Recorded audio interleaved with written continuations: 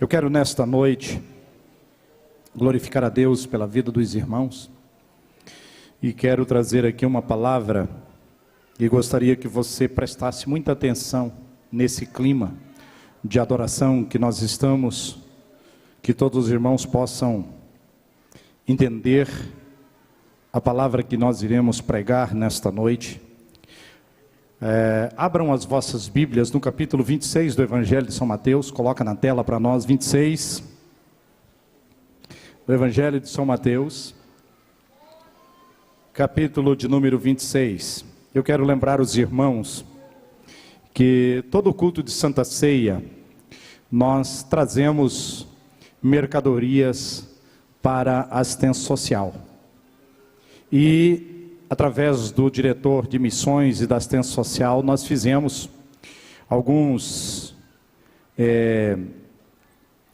uma espécie de um envelope de anotação para os irmãos trazerem as vossas ofertas, e os irmãos aderiram a essa ideia, mas com o passar dos dias, os irmãos foram descuidando, e agora nós estamos tendo problema por quanto os irmãos pararam de trazer as mercadorias que precisamos para a ajuda da assistência social. Então eu só estou lembrando os irmãos para voltarem a contribuir para a obra do Senhor nosso Deus, para a glória do nome de Jesus Cristo.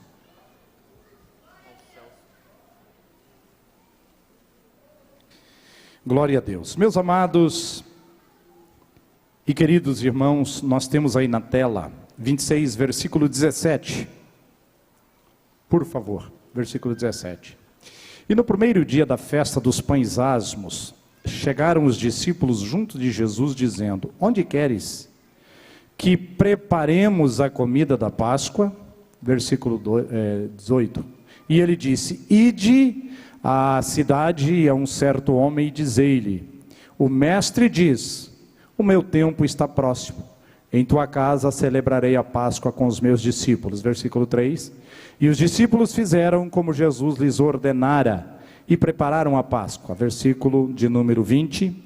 E chegada a tarde, assentou-se à mesa com os 12. Meus amados e queridos irmãos, o texto que nós acabamos de ler tem como título A Última Páscoa, a Santa Ceia. Os irmãos sabem, eu preguei aqui há alguns dias atrás, principalmente terça-feira ainda eu falei sobre a Páscoa. Nós estamos falando sobre conquista, e assim que o povo de Israel entrou na terra prometida, eles celebraram a Páscoa. E a Páscoa era para os judeus aquilo que a Santa Ceia é para nós. Claro que a Santa Ceia tem uma importância ainda maior, porquanto a Páscoa era efetuada sobre o sangue de um cordeiro.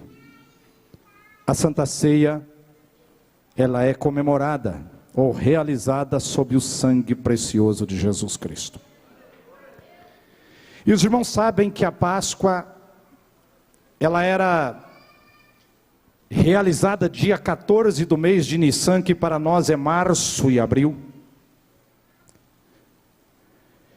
A festa da Páscoa, ela durava uma semana, ela ia do dia 14 até o dia 21 do mês.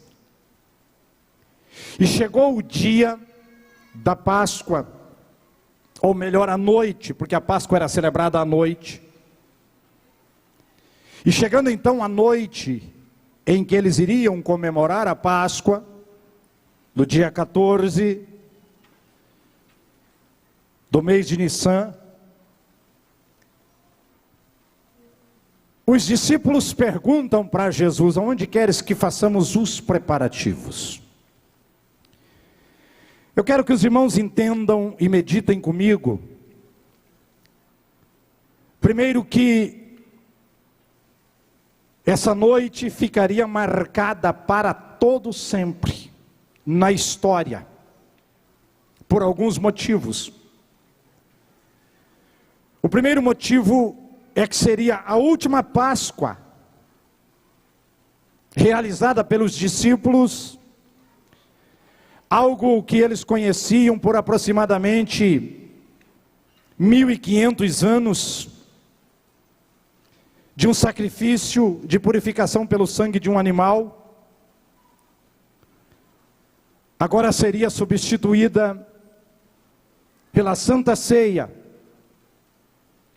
que seria um sacrifício pelo sangue do Cordeiro Imaculado, que é o Filho de Deus. Em segundo lugar, seria a primeira ceia para eles, e isso revelaria um novo começo, um novo pacto, um concerto, ou talvez uma nova aliança.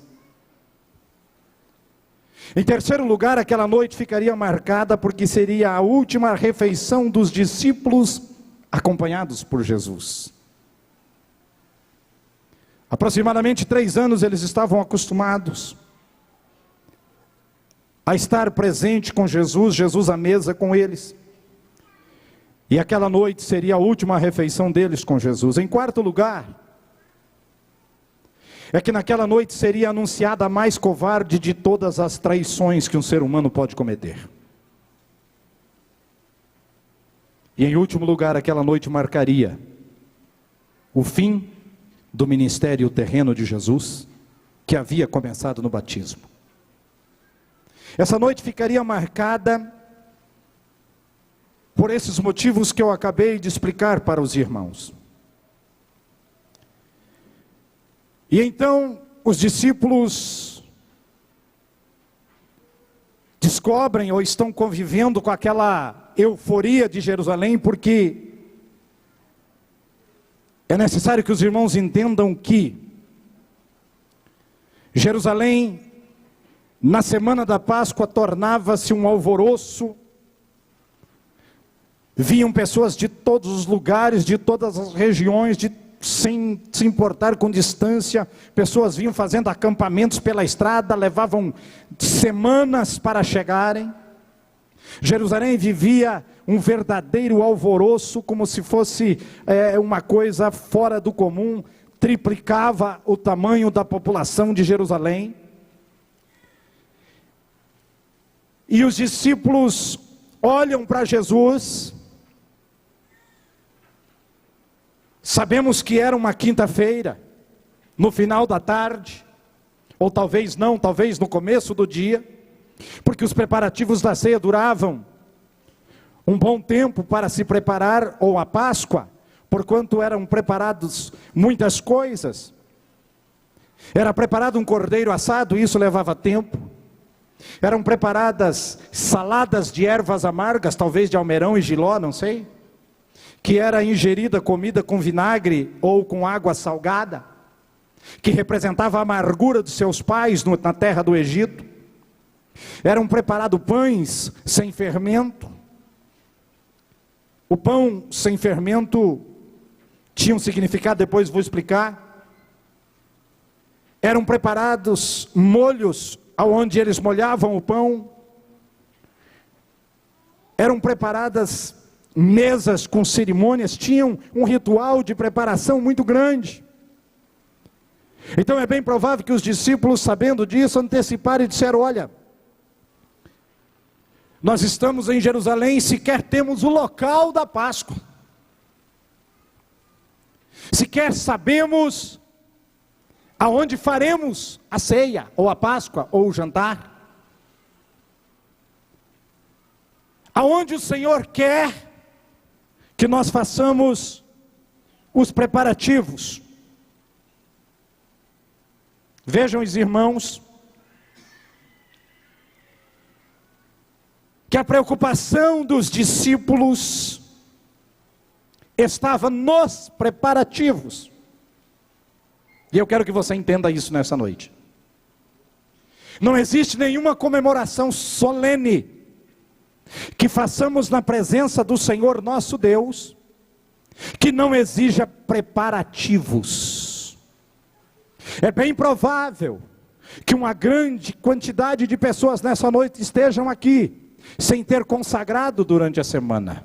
É provável que pessoas estejam aqui nesta noite, sem ter participado da campanha de oração. É provável que pessoas estejam aqui, sequer até em comunhão, mas estão aqui para participar da ceia.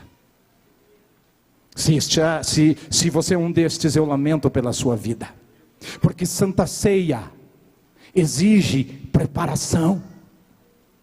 Santa Ceia não é uma festinha, Santa Ceia não é um encontro, Santa Ceia não é um Anima Jovem, não é um congresso de círculo de oração, não.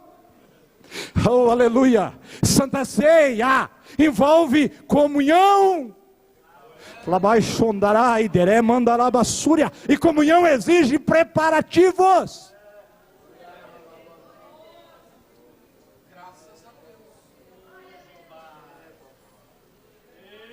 Santa Ceia exige sacrifício. Sacrifício de sangue. Aleluia. Vai analisando isso. Eu glorifico a Deus porque um grupo de irmãos estiveram aqui em consagração hoje. Em jejum, nas congregações. Muitos irmãos estiveram consagrando, porque hoje é Santa Ceia. Aleluia. E eu quero profetizar que você vai sair daqui abençoado por Deus nesta noite. Principalmente você que pagou um preço. Mas você que não pagou esse preço, mas está arrependido por não ter pagado, está triste por não ter pagado esse preço, abra o teu coração, que a bênção do Senhor vai chegar até você nessa noite também. Vejam os irmãos que os discípulos perguntam para Jesus: aonde o Senhor quer? Aí vem o versículo de número 18. E ele disse: ide à cidade, a um certo homem, e diz-lhe: o mestre diz, o meu tempo está próximo, em tua casa celebrarei a Páscoa com os meus discípulos. Eu não entendo como é que Jesus se autoconvida para ir à casa de alguém. E eu quero que os irmãos entendam uma coisa. Ele se convidou para entrar no lar desse homem. Primeira coisa que isso revela é que ele é o Senhor. E ele tem o direito de entrar. Ei, deixa eu te dizer uma coisa. Jesus tem que ter liberdade na casa de seus discípulos e seguidores. Analise isso. Você vai ver que por uma revelação, ele vai indicar a casa. Você nunca vai saber quem era o dono da casa. E nunca vai ouvir dizer que o dono da casa questionou e perguntou: por que ele quer vir na minha casa? Não, senhores, porque certamente era alguém íntimo de Jesus. Os íntimos não questionam. Os íntimos não questionam. Dizem que a casa era de João Marcos, que escreveu o Evangelho de Marcos. Dizem os historiadores. Mas Jesus tinha liberdade com aquela família. Meu irmão, deixa eu só te perguntar, nós estamos em clima de Santa Ceia. Qual é a liberdade que Jesus está tendo na tua casa?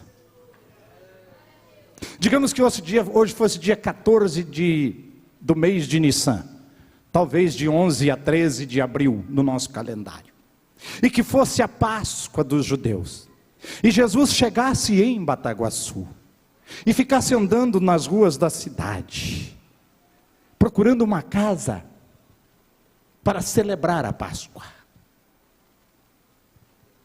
Como estariam as portas da tua casa?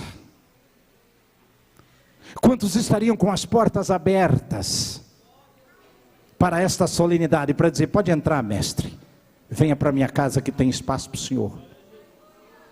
Quantos estariam com as portas abertas? Levante a mão só para mim ver. Segure a mão levantada. Segure a mão levantada, porque eu quero fazer outra pergunta. A tua casa estaria apta para receber ele? A tua casa estaria apta para receber ele? Ou tem alguma coisa lá dentro que talvez ele não conseguisse entrar? Hã? Será que a nossa casa estaria apta para abrir a porta e dizer: mestre, entra? Será que não teria nada dentro da nossa casa que espantasse ele? Ou ele teria liberdade de chegar e entrar e ficar à vontade? Porque lá em Apocalipse diz aquele que abrir a porta: eu entrarei em sua casa e cearei com ele, e posteriormente ele ceará comigo na glória. Ah, irmãos, dará que eu sou um darabia canta labachou ramanda labassúria. Quantos lares não podem receber a pessoa de Jesus? Porque há coisas inadequadas. Existem lares com coisas inadequadas, com pornografias de internet, com filmes, com podridão, com pudriqueiras.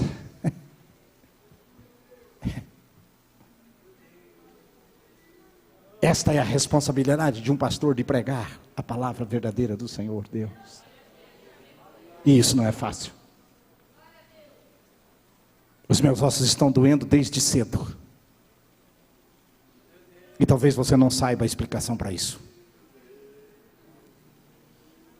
Hoje é Santa Ceia. Hoje é comunhão. Hoje é Santa Ceia. Vamos continuar, veja o versículo 19. E os discípulos fizeram como Jesus lhes ordenara, e prepararam a Páscoa. Versículo 20. E chegada a tarde, assentou-se à mesa com os 12.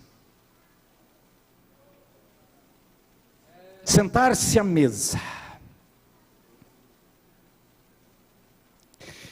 Se você pegar o quadro da Santa Ceia pintado por Leonardo da Vinci, você vai ver que Jesus está no centro e tem um círculo em volta dele.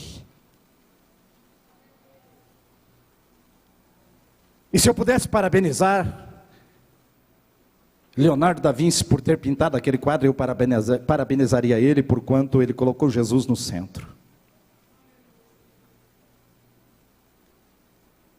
A Santa Ceia torna-se sem valor se houver qualquer outra prioridade aqui dentro que não seja Jesus. Pastor, o irmão foi na Santa Ceia. Eu vou na Santa Ceia. Por que você vai na Santa Ceia, irmão? Porque eu não fui na outra e o pastor pode ficar desconfiado de mim. Pelo amor de Deus, você não deveria ter vindo aqui, meu irmão. Aí eu vou na Santa Ceia porque eu tenho que reger. Não. Outro rege no seu lugar. Não, eu tenho que ir na Santa Ceia porque só eu canto, só eu faço aquela voz, só eu que toco aquele instrumento. Não. Pode ficar em paz, alguém substitui você.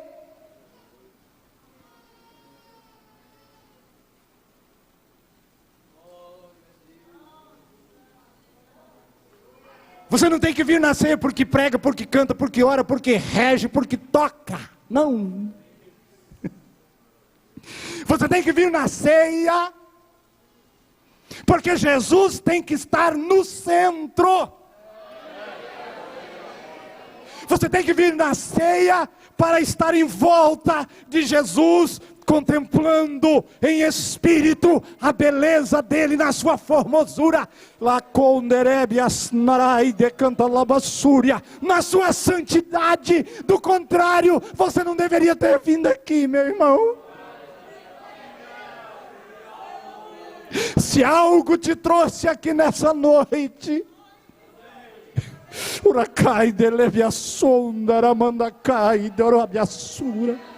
se algo te trouxe aqui nessa noite, que não foi a presença de Jesus. Eu, se fosse você, iria embora. Você está perdendo o seu tempo aqui. A Santa Ceia só foi instituída naquela noite porque Ele se pôs à mesa com eles. Do contrário, não tinha ceia.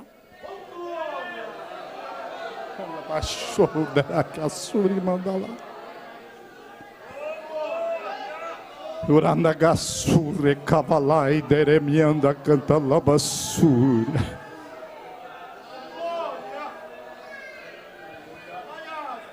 Aleluia. Oh, aleluia, glorifique.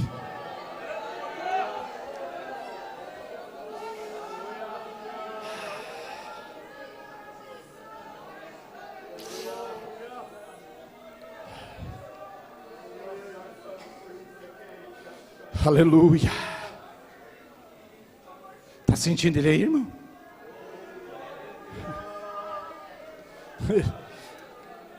Se você não sentir ele aqui hoje, eu te pergunto, você vai sentir quando e onde? Esquece.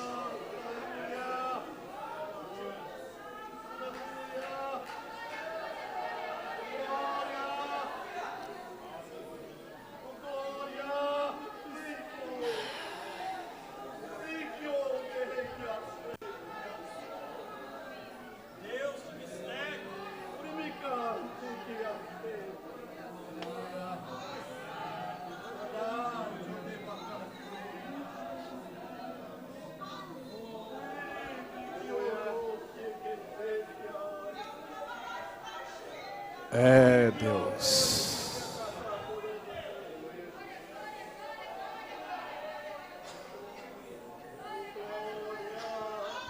Aleluia. Não há nada no mundo que se compare à glória da presença de Jesus na nossa vida. Nada.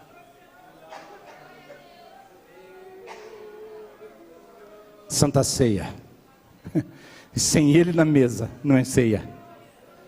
É barulho, é movimento, é jantar, é comemoração, é festa.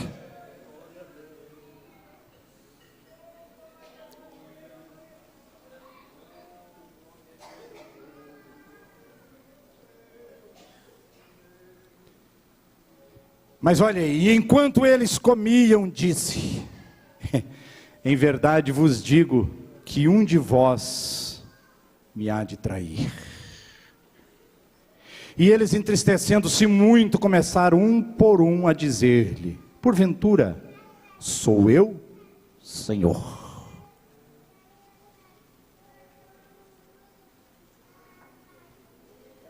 Imaginem a cena. Já estavam comendo. Aí Jesus olha para eles e fala: escuta, um de vocês vai me trair. Eita! Pense nessa cena. Imaginem. Você consegue pensar nisso? Na mesa?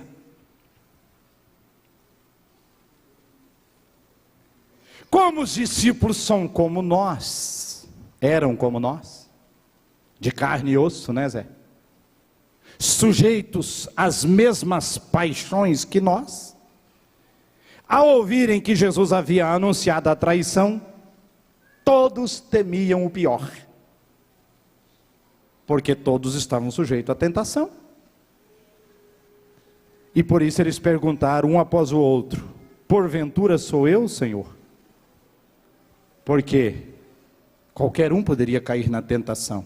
Então eles resolveram perguntar para quem conhece o íntimo de cada um de nós.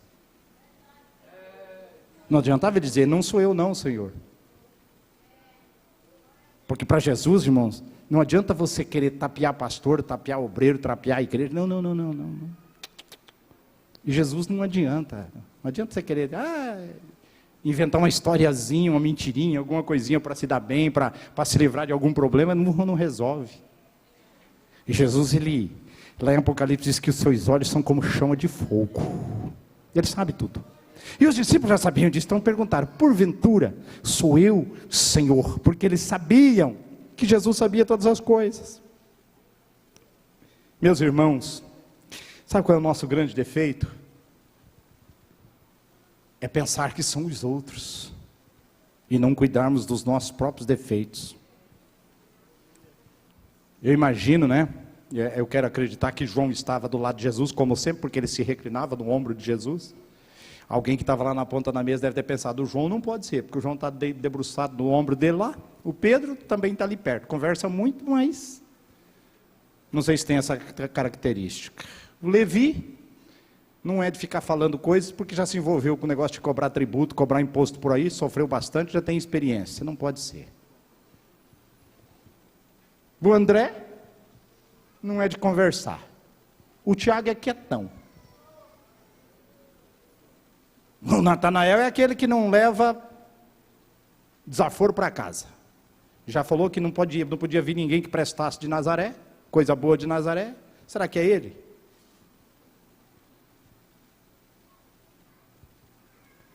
O Tomé é aquele que não acredita em nada. Sobrou quem? Bartolomeu? Judas?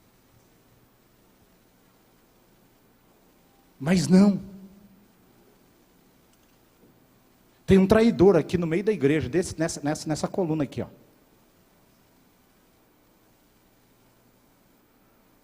Quem que é, irmãos? Vocês já pensaram em quem pode ser? Hã? Vocês estão pensando em alguém, não estão?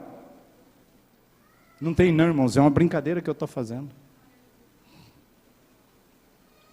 Mas a gente leva um choque, né? Oxi, será que é fulano?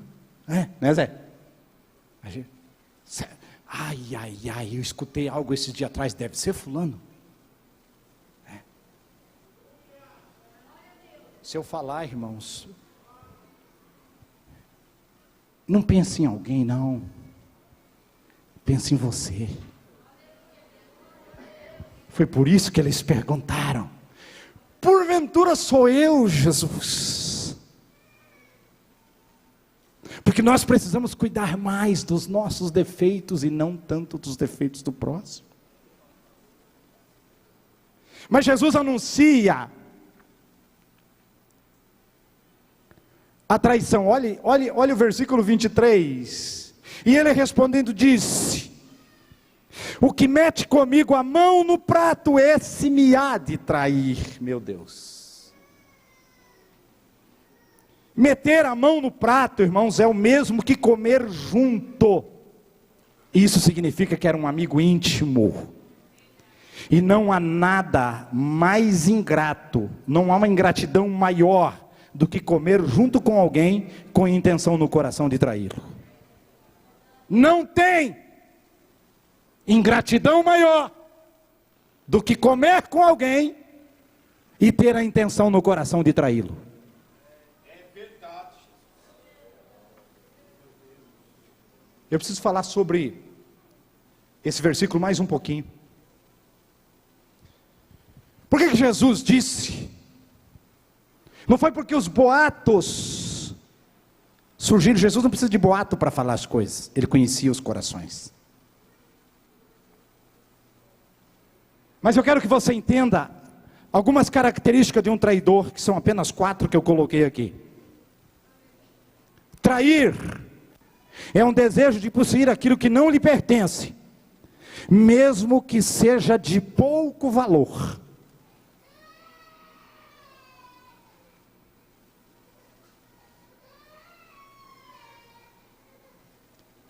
Versículo 14, assim: então um dos 12, chamado Judas Iscariote, foi ter com os príncipes dos sacerdotes, e disse: que me quereis dar, eu vou-lhe entregarei. Ele nem preço colocou. Qualquer bagatela que vocês me derem, está na mão de vocês.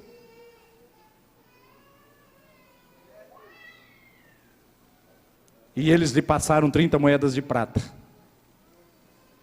E desde então buscava oportunidade para o entregar. Agora, eu pergunto para vocês,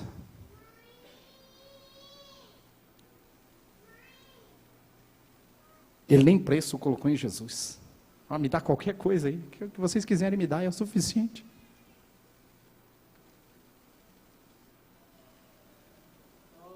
Simplesmente por interesse, mesmo que não vala muita coisa.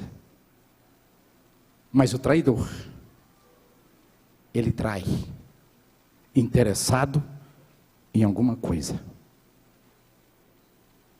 Segundo, ele não se importa quem é a pessoa, ele irá trair do mesmo jeito. Era o mestre dele, era o líder dele. Analise isso. O traidor nunca se importa com quem ele vai trair do mesmo jeito, não importa quem é. Não importa se é o mestre dele, se é o líder dele, ele vai trair. Em terceiro lugar, isso aqui é muito, eu estava olhando isso aqui, eu fiquei impressionado. O traidor sempre tenta se mostrar mais preocupado com a obra de Deus do que os outros.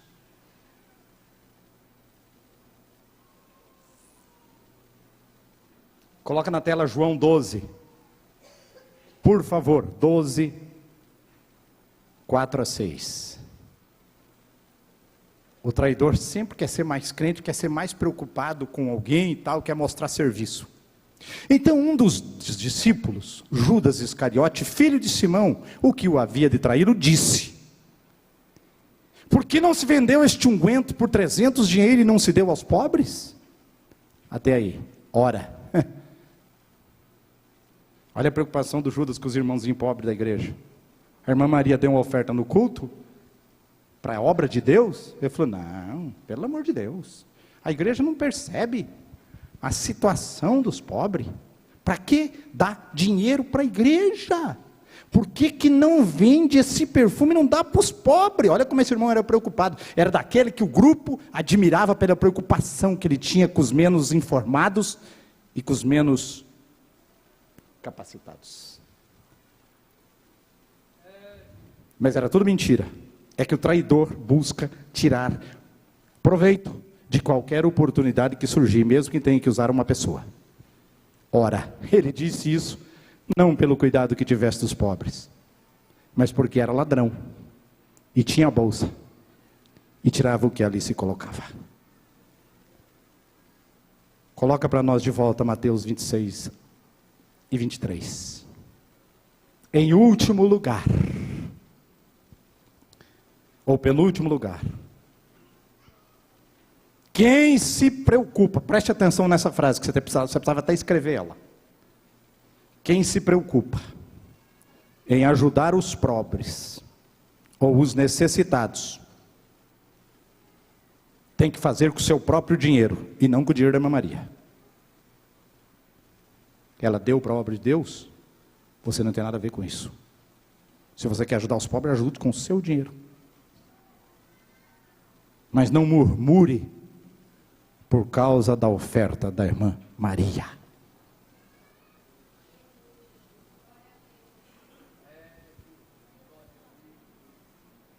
E em último lugar, o traidor nunca desfrutará daquilo que conquistou traindo. Sua consciência um dia o condenará. Mateus 27, 1 a 5. Capítulo 27. E chegando amanhã, todos os príncipes dos sacerdotes, os anciãos do povo, formavam juntamente conselho contra Jesus para o matarem. E manietando-o, levaram e entregaram ao governador Pôncio Pilatos. Então Judas, o que o traíra, vendo que fora condenado, trouxe, arrependido, as 30 moedas de prata aos príncipes sacerdotes e aos anciãos, dizendo: pequei, traindo sangue inocente. Eles, porém, disseram: que nos importa? Isso é contigo. E ele, atirando para o templo as moedas de prata, retirou-se e foi se enforcar. Morreu primeiro que Jesus.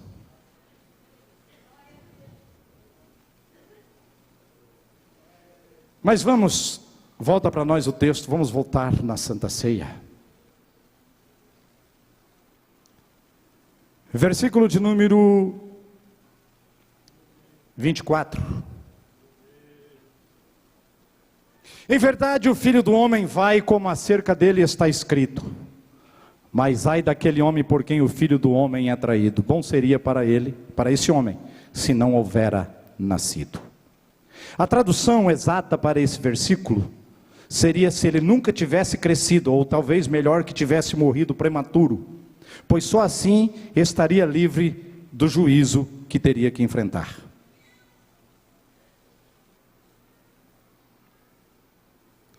Vamos tocar para frente, versículo de número 25.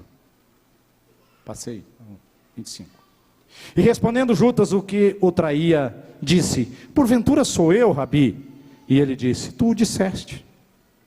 Engraçado que Judas foi o último a fazer a pergunta, né?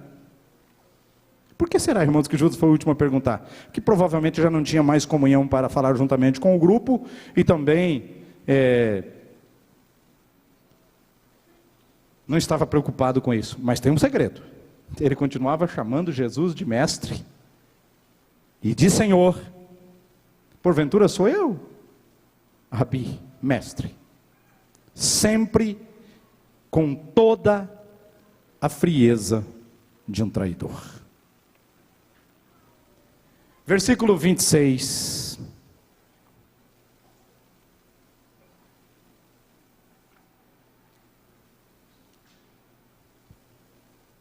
Enquanto comiam, Jesus tomou o pão e, abençoando-o, partiu e o deu aos discípulos e disse: tomai, comei, isto é o meu corpo.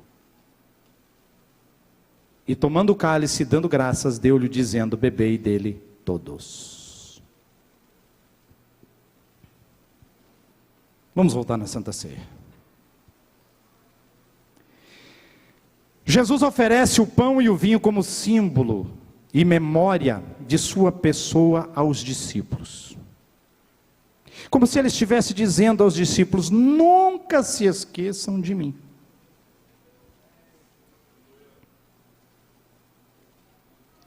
Ele estava querendo dizer para os discípulos: olha, isso que eu estou fazendo aqui, o pão e o vinho, vai ficar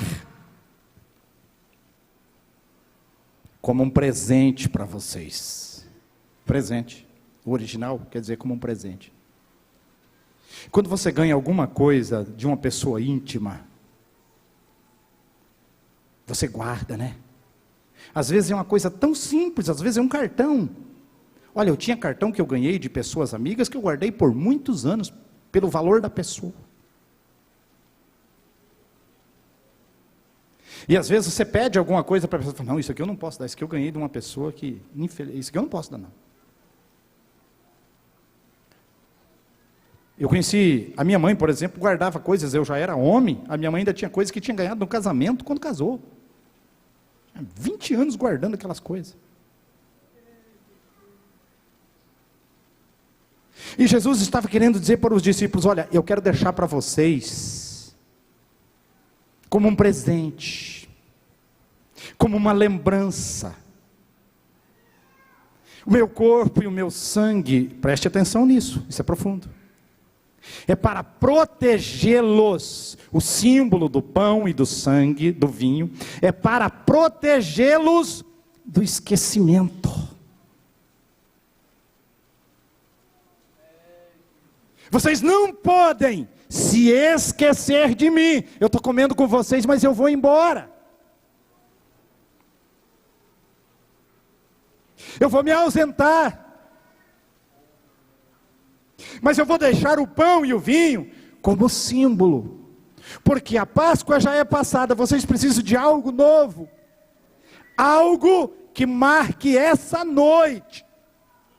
Não é algo que façam vocês recordar apenas da saída do Egito, não. É algo que marque a vida de vocês de um novo nascimento. Algo.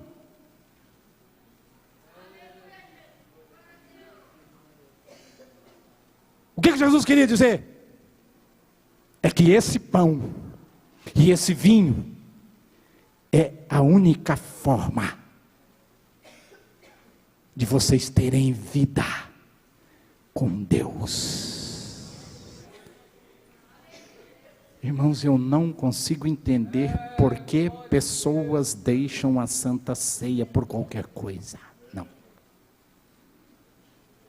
Eu não consigo entender. Porque as pessoas deixam a Santa Ceia.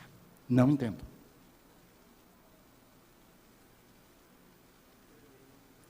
É que as pessoas sabem muito pouco, as pessoas sabem bastante de barulho, mas sobre a morte de Jesus, o sacrifício do Calvário, a noite da traição, da Santa Ceia, o significado dela, as pessoas sabem pouco.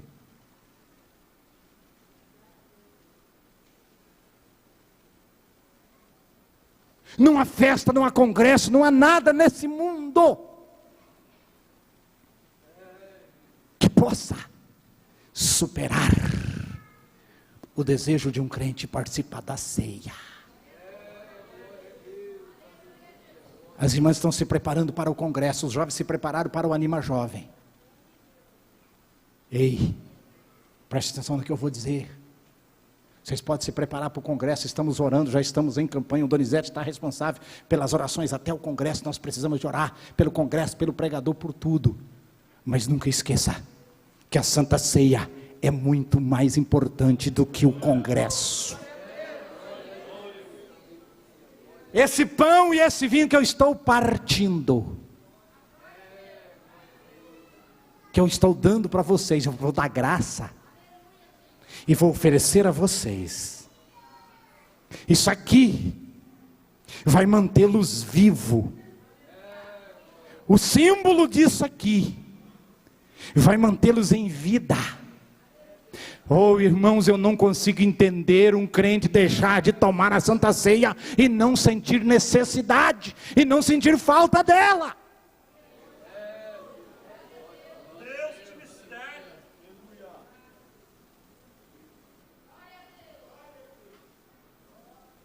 Quem tem comunhão com Deus é obrigado a sentir desejo pela Santa Ceia. Oh, aleluia. Será que você está entendendo? E Jesus queria que os discípulos entendessem isso. Olhe, meu Deus, como, eu não sei, é porque faltou expressão para o escritor, e falta vocabulário para nós expressarmos o que Jesus estava dizendo, porque isto é o meu sangue, o sangue do Novo Testamento, que é derramado por muitos para remissão dos pecados. Irmãos, a maior de todas as questões é a dívida do pecado, é a única que jamais podemos possuir ou ficar com ela sem quitá-la. Você está entendendo o que eu estou dizendo? Mas tem pessoas que têm pecado de estimação.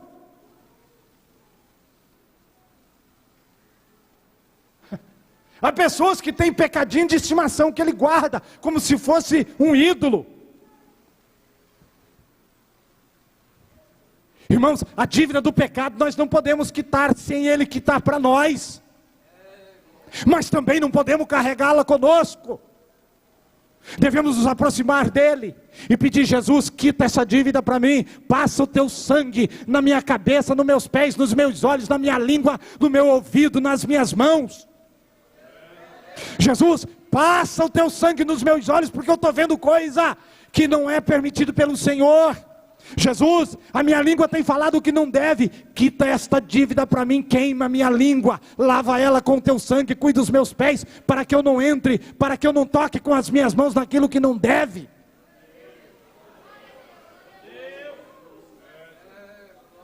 Ah, será que você está entendendo?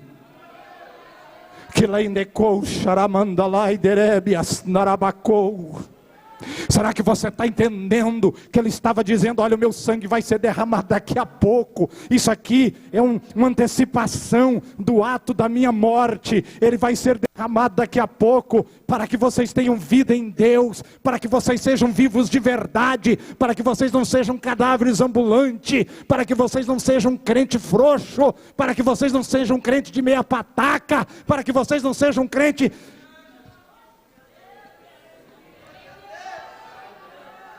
Para que vocês sejam crente, que 1000 cairão ao teu lado, 10.000 à tua direita, mas tu não serás atingido. Era isso que ele queria dizer aqui. Aleluia. Oh, louvado seja o nome de Jesus Cristo. Jesus está falando aqui de um preço. Olha aqui para mim, irmão. Olha aqui para mim. Não brinque. Não brinque.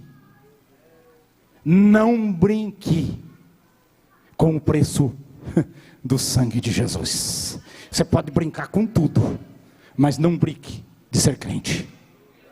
Não brinque. Não brinque de ser crente. Não brinque de ser obreiro. Não brinque. Não brinque. E digo-vos que desde agora não beberei deste fruto da vide até aquele dia em que eu beba de novo convosco no reino do meu Pai. Oh, aleluia, como se Jesus estivesse dizendo aos discípulos: olha, eu estou voltando para a casa do meu Pai. Eu estou de volta para casa. Eu estou voltando. E vou esperá-los lá. E quando vocês chegarem lá, eu vou estar com ela, a ceia, pronta, preparada. E eu não vou mais aqui participar com vocês, porque é a última minha. Eu estou indo embora. Eu vou para a casa do meu Pai. Eu vou esperá-los lá. E quando vocês chegarem lá, eu vou servir. Eu vou repetir. Esse ato que vocês estão vendo aqui, eu vou repetir. É eu que vou quebrar o pão. E é eu que vou servir a mesa. Oh, meu Deus.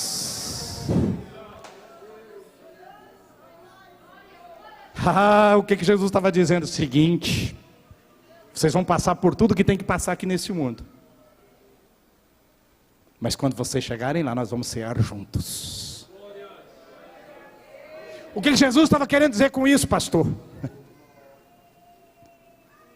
Ele estava querendo dizer o seguinte: eu vou indo para lá. Vocês têm que chegar lá de qualquer jeito. Jesus estava dizendo: olha aqui para mim, irmãos, chegue lá.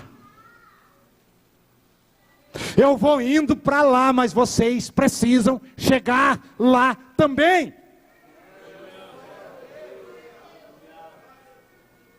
O que Jesus está dizendo? Ele está dizendo que você tem que fazer o que precisa ser feito, custe o que custar. Você tem que chegar até lá, do contrário não valeu a pena.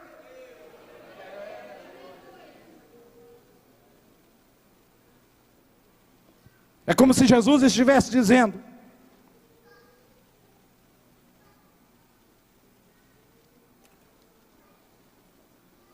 como se Jesus estivesse dizendo literalmente isso aqui. Como a noiva, após o casamento, ela recebe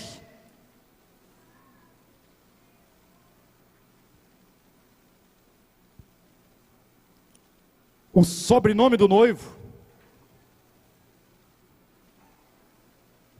Quando vocês chegarem lá, vocês irão assumir a minha natureza. Aleluia. É por isso que a Bíblia diz que como Ele é, nós o veremos. Você está conseguindo entender o que eu estou tentando pregar? Era isso que Jesus estava dizendo. A noiva, após o casamento, ela pega a assinatura, o sobrenome do noivo. Vocês têm que ter a minha natureza.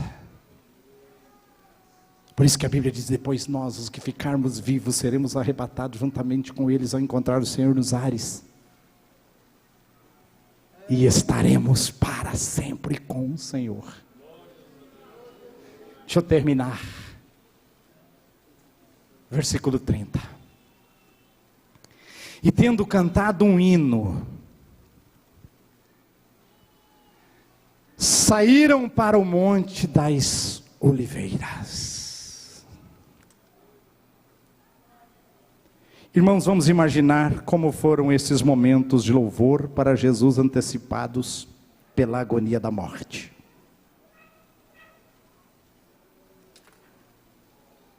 Pense nisso. Qual hino que eles cantaram? Quem entoou o hino? Quem era o cantor do grupo? Quem pediu o hino? Qual foi o hino? Grupo de louvor? Qual foi o hino? Segundo a história, era o Salmo 113, 114. Talvez uma parte do 117. Mas como cantar se ele sabia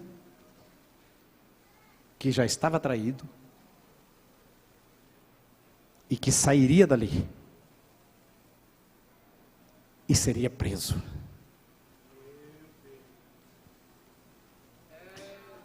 É isso que me encabula. Como Jesus encontrou forças naquele momento para louvar, antecipado pela agonia da morte.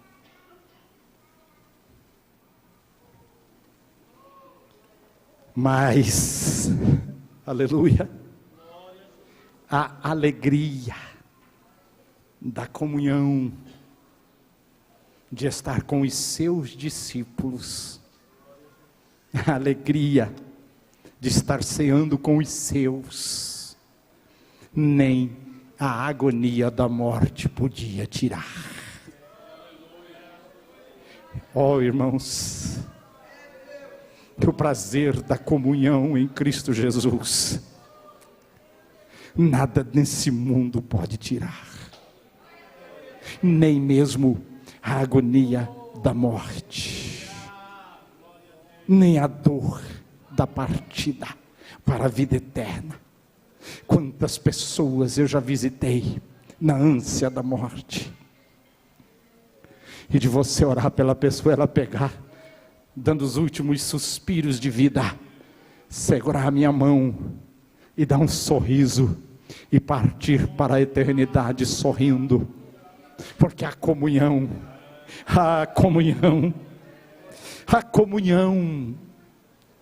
eu estou falando de comunhão. Eu estou falando de comunhão. Eu não estou falando de emoção. Eu estou falando de comunhão. Nem a morte consegue tirá-la. Comunhão, preste atenção nisso, eu termino aqui.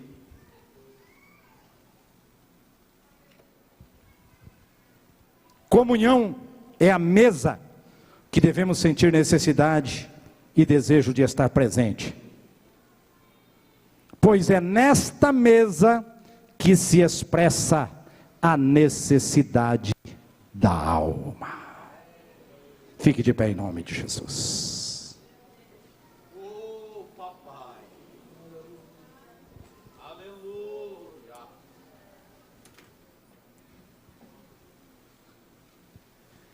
Eu gostaria. Oh, aleluia. Que todos aqui nessa noite sentissem o que eu estou sentindo. Eu gostaria. Uma pena que nem todos sentem. Eu sonho com uma Santa Ceia. Sempre sonhei com uma Santa Ceia. E continuo sonhando. Aquela Santa Ceia que todos pensem igual. Aquela Santa Ceia que os obreiros. Aquela Santa Ceia, irmãos, que toda a igreja participe da congregação, da consagração antes dela. Eu sonho com uma Santa Ceia, em que todas as pessoas que entrem na igreja comecem o culto de joelhos dobrados. Essa é a ceia que eu sonho com ela. Que a pessoa chegue aqui, dobre o joelho e continue orando até falar amém. Eu sonho com essa ceia. Eu sonho com uma Santa Ceia que todos os crentes tenham feito pelo menos um jejum durante a semana como sacrifício de louvor. Eu sonho com a Santa Ceia